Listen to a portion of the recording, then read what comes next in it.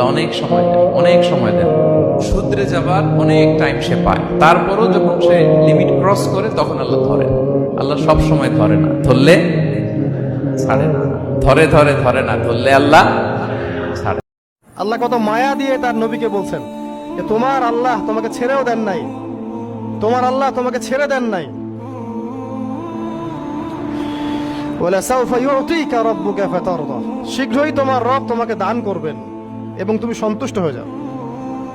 যারা ঈমান নিয়ে চলে ওদের দুঃখ কষ্ট বেশি হয়। আল্লাহ বলছেন টেনশন করো না, কষ্ট পেও না, তোমার রব তোমাকে ছেড়ে দেননি। ওয়ালাসাউফা ইউতিকা রাব্বুকা ফাতারদা, তোমার রব তোমাকে শীঘ্রই দান করবেন আর তুমি সন্তুষ্ট হয়ে যাবে।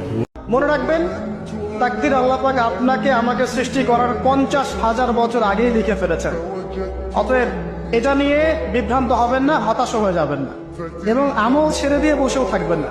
সাহাবীরা বলেছিল আমরা কি আমল ছেড়ে দিব? নবীজি বলেছেন না, বরং তোমরা আমল করতে থাকো। যাকে যে জন্য সৃষ্টি করা হয়েছে পৃথিবীতে তার কাজ সেরকমই হবে ইনশাআল্লাহ। সমাজের এই অসঙ্গতিগুলো যখন চলছে আর আমাদের আত্মা কাঁদে না, আমাদের খারাপ লাগে না, আমাদের পাপবোধ জাগ্রত হয় না, বুঝতে হবে ওই ঈমান আর আমাদের মধ্যে নাই যে ঈমান থাকলে এই পাপ দেখলে মানুষের খারাপ লাগা সৃষ্টি হয়। মরতে আমাকে হবে, আল্লাহ আমাকে ধরবেই, হিসেব আমাকে দেওয়া লাগবেই, কবরে আমাকে একাই যাওয়া লাগবে, আমাকে কিয়ামতের মাঠে দাঁড়াতে হবে আল্লাহর সামনে। মনে একটা ভয় কাজ করে, যদিও বাইরে মানুষ দেখায় যে কোনো ভয় নাই। বেশি বেশি তাকবীর দিবেন। তাকবীর মানে আল্লাহু আকবার, আল্লাহু আকবার, লা ইলাহা ইল্লাল্লাহ, আল্লাহু আকবার, আল্লাহু আকবার, ওয়ালিল্লাহিল হামদ। তিনি বললেন অজুর চিহ্ন দেখে আমি আমার উম্মত চিনব।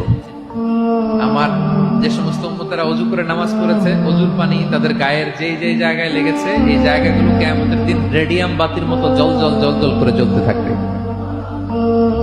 আমি এটা দেখে চিনে ফেলবে আমার উম্মত, নামাজি পাক্কা নামাজ।